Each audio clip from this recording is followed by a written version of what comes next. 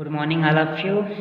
आज हम लोग नेक्स्ट टॉपिक एक समान वृत्तीय गति के बारे में अध्ययन करेंगे। तो सबसे पहले देखते हैं कि एक समान गति क्या होता है ना। फिर उसके बाद देखेंगे एक समान वृत्तीय गति। तो हमको पता है कि जब कोई वस्तु समान समय में समान गति तय करती है तो उस गति को कहा जाता है एक समान गति। लेकिन यहाँ पे हम लोग का पाठ का नाम है एक समान वृत्तीय गति। तो इसको हम लोग ऐसा बोल सकते हैं कि जब कोई वस्तु नियत चाल से वृत्तीय गति करती है तो वृत्तीय पथ पर चलती है, मतलब वही है वृत्तीय पथ पर गति करती है, चलती है, तो उसकी इस गति को एक समान वृत्तीय गति कहते हैं। जब कोई वस्तु नियत चाल से, मतलब जब कोई वस्तु ना वृत्तीय मार्ग में गति करती है तो उसकी चाल जो है बदलना नहीं चाहिए। जैसे ये ए है, ये बी है, ये सी है, ये डी है, तो ए से बी तक जाने में जितना उसका चाल है बी से सी तक भी सेम होना चाहिए, है ना। सी से डी तक भी, डी से ई तक और ई से ए तक। तो जब कोई वस्तु नियत चाल से वृत्तीय मार्ग में गति करती है तो उसके इस गति को कहा जाता है एक समान वृत्तीय गति। वहीं से आपका बना अभिकेंद्र बल, है ना, सेंट्रिपेटल फोर्स कहा जाता है जिसको। तो ये क्या होता है कि जब कोई वस्तु वृत्तीय मार्ग में गति करती है तो केंद्र की ओर लगने वाला बल, देखना कोई भी वस्तु वृत्तीय मार्ग में गति करती है तो हमेशा केंद्र की ओर एक बल लगता है, उस बल को कहा जाता है अभिकेंद्र बल। जैसे कि एक उदाहरण लेते हैं, एक पत्थर के टुकड़े को रस्सी से बांधकर घुमाएंगे तो हम लोग देखते हैं कि केंद्र की ओर एक बल का अनुभव करते हैं, क्योंकि जैसे ही अगर रस्सी टूटता है तो ये कहीं दूर जाके क्या होता है, गिर जाता है। हाँ, तो यहाँ पे क्या होता है, कोई भी वस्तु अगर वृत्तीय मार्ग में गति करती है तो हमेशा केंद्र की ओर एक बल लगता है, उसी बल को कहा जाता है आपका अभिकेंद्र बल कहा जाता है ना। तो अभिकेंद्र बल का जो फॉर्मूला होता है उसको एफ से दर्शाते हैं। ये क्या होता है आप लोगों का M V square by R, ये इसका फॉर्मूला है अभिकेंद्र बल का, है ना। यहाँ से एक सूत्र है ए बराबर वी स्क्वायर बाई आर होता है, हम लोग आगे जाके पढ़ेंगे। तो ये जो फॉर्मूला है एफ बराबर एम ए से आया है, न्यूटन का सेकेंड लॉ। एफ का एफ रहेगा, एम का एम रहेगा, ए की जगह वी स्क्वायर बाई आर लिए हैं ना, ये त्वरण का सूत्र है अभिकेंद्र त्वरण का। तो एफ बराबर क्या मिलता है M V square by R. तो इस सूत्र को याद रखेंगे, यहाँ से अंकित प्रश्न भी आपका बनता है। तो अभिकेंद्र बल का महत्व दैनिक जीवन में भी होता है बहुत सारी चीज़ों में। इसका 2-3 उदाहरण आप लोग का 4-5 उदाहरण बुक में दिया है, उसको आप लोगों को बस एक बार क्या है पढ़ना है ना। उसको कॉपी में नहीं भी लिखेंगे तो बनेगा। उसमें से क्रिम पृथकारी को अच्छे से देख लेंगे, है ना, क्योंकि क्रिम पृथकारी अलग से भी क्वेश्चन पूछ सकता है। ये क्या है अभिकेंद्र बल का आपका उदाहरण में दिया है। उसी प्रकार वृत्तीय गति के भी उदाहरण दिए हैं। तो वृत्तीय गति का आपका कितना उदाहरण दिया है, 3 है, जिसमें से पहला क्वेश्चन है समतल वृत्तीय सड़क पर, है ना, समतल वृत्तीय सड़क पर कार की अधिकतम चाल हेतु व्यंजक। एक क्वेश्चन हम लोग का इस प्रकार आता है, क्वेश्चन रहेगा कि समतल वृत्तीय मार्ग पर क्या निकालना है, समतल वृत्तीय मार्ग या सड़क पर क्या निकालेंगे, कार की अधिकतम चाल, क्या निकालेंगे, अधिकतम चाल हेतु क्या निकालेंगे, व्यंजक हम लोग निकालेंगे। किसके लिए, समतल वृत्तीय मार्ग पर कार की अधिकतम चाल के लिए व्यंजक निकालेंगे, है ना। तो इसका जैसे ही हल लिखेंगे, आंसर लिखेंगे, तो कोई कार जो है ये आपका क्या है, सड़क है ना, या मार्ग है, या वृत्त टाइप का है। तो यहाँ पे आपका एक कार जो है, हम लोग समझने के लिए कार को ऐसे बना सकते हैं ना, एक कार जो है वृत्तीय मार्ग में क्या कर रही है, आपका गति कर रही है। तो वहाँ से इसकी अधिकतम चाल क्या होगा कि जब कोई कार जो है वृत्तीय मार्ग में गति करती है तो इसका जो अधिक से अधिक चाल होगा वो क्या हो सकता है, उसके लिए सूत्र निकालना है। तो उसमें आपको सेम है कि माना ये जो कार है ना, ये कार का द्रव्यमान को क्या ले लेता हूँ, स्मॉल एम। ये जो कार का चाल है उस चाल को क्या मान लेता हूँ, भी।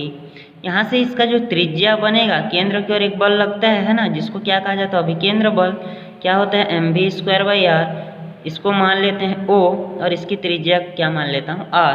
तो माना कार का द्रव्यमान स्मॉल एम, चाल भी, त्रिज्या स्मॉल आर, ये क्या है वृत्तीय सड़क पर गतिशील है। तब हम लोग को कार पर यहाँ पे मुख्यतः 3 प्रकार के बल कार्य करते हैं। कार का भार एम जी ऊर्ध्वाधर नीचे की ओर, हमेशा नीचे की ओर कार का भार लगेगा, जिसको किससे दर्शाते हैं, एम जी से। अलग से लिखेंगे तो इस प्रकार नीचे की ओर mg, ऊपर की ओर क्या लगेगा अभिलंब प्रतिक्रिया r, और घर्षण बल F हम ये कहाँ पे रहेगा केंद्र की ओर, है ना। तो 3 प्रकार के यहाँ पे बल लगते हैं। संतुलन की अवस्था में क्या होगा, कार का भार और अभिलंब प्रतिक्रिया आपस में क्या होने चाहिए, बराबर होने चाहिए, है ना। किस अवस्था में हम लोग लिखेंगे, संतुलन की अवस्था में, है ना।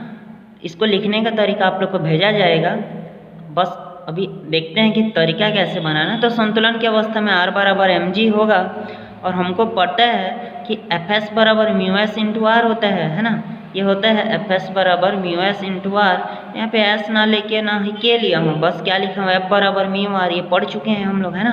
घर्षण गुणांक का सूत्र है, तो यहाँ से F का F रहेगा, म्यू का म्यू, और यहाँ पे r की जगह क्या हो जाएगा mg। इसको मान लेते हैं समीकरण नंबर 1, है ना। अब क्या करते हैं, घर्षण बल F कार को वृत्तीय गति देने के लिए आवश्यक अभिकेंद्र बल प्रदान करेगा। ये जो बल लग रहा है यहाँ पे घर्षण बल, वो क्या कर रहा है, इसको केंद्र की ओर लेने का प्रयास कर रहा है ना।